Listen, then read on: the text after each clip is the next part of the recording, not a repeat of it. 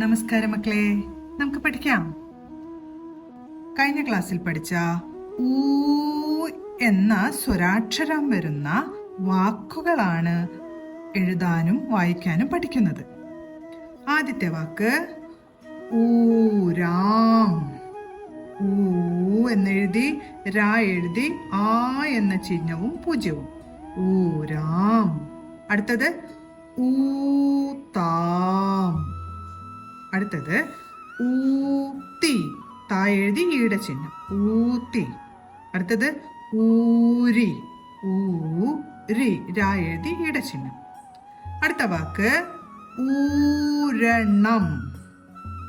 ഊരണം.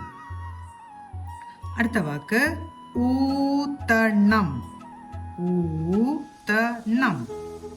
അടുത്ത വാക്ക് ഊച്ചുക. ഊ എഴുതി ചായയുടെ കൂട്ടക്ഷരം, ച ഉറച്ചു ഉച്ചരിക്കുന്നത് കൊണ്ട് ചായയുടെ കൂട്ടക്ഷരം എഴുതി ഊടെ ചിഹ്നം.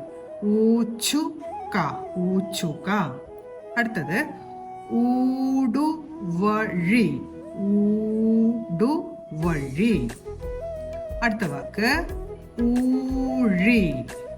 ഊഴി. അടുത്തത് ഊരക്കം. ഊരക്കം. അടുത്ത വാക്ക് ഊരുക.